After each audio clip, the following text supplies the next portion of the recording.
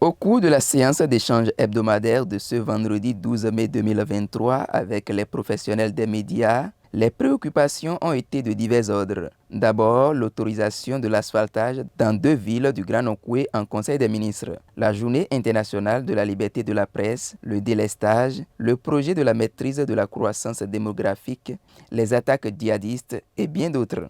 Pour Calavi et Porto Novo, la procédure avait déjà abouti et les entreprises ont reçu les sites le 1er décembre 2022. Il reste que, pour la qualité du travail, conformément à nos exigences, il fallait mettre en place les missions de contrôle et de surveillance pour que, au premier jour où l'entreprise démarre, le contrôle et la surveillance suivent, afin qu'il n'y ait pas de malfaçon à rattraper après. Il a ensuite apporté quelques précisions sur le programme d'assainissement fluvial de Cotonou, PAPC.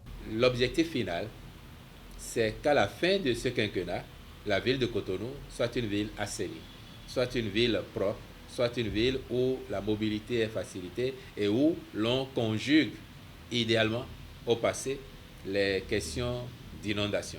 Et donc, asphaltage et PAPC se complètent. Et les villes qui avaient bénéficié de la première phase d'asphaltage, mais qui ne sont pas dans la deuxième phase, ont le programme d'assainissement des villes secondaires.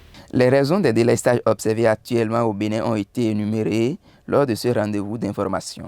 En 5 ans, nous sommes passés de 0 à 60% minimum de couverture de nos besoins. Il reste encore au moins 40% que nous cherchons auprès des voisins. Et il arrive aussi que, compte tenu de leurs difficultés structurelles ou ponctuelles, ces fournisseurs cessent de nous ravitailler.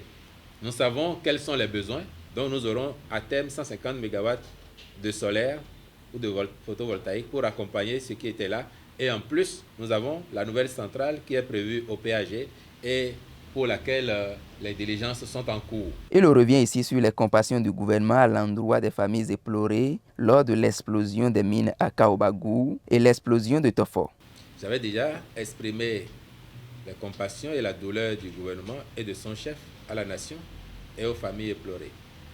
Je les réitère parce que c'est douloureux. À Kaobagou, nous avons perdu une quinzaine de nos concitoyens dans des conditions effroyables parce que c'est criminel. Lorsque la poudre se libère des cartouches, la chaleur peut faire même que ça parte. La mouille peut faire que ça parte. C'est arrivé, nous déplorons cela. Mais nous disons, heureusement que nous avons dégagé Cotonou et les environs. Parce que vous imaginez, si un tel accident se produisait au Kangezo, si les 600 tonnes étaient à Tofo et avaient explosé, peut-être qu'il n'y aurait plus personne à Tofo aujourd'hui.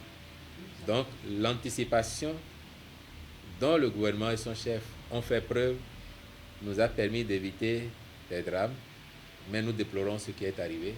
Et ce sens d'anticipation fait que, je vous le réitère, ainsi que je l'avais dit, même Tofo est préposé à devenir une académie militaire.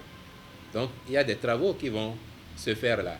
Ce qui est arrivé va sans doute accélérer les choses, mais c'était déjà prévu au PAG et ça va être fait.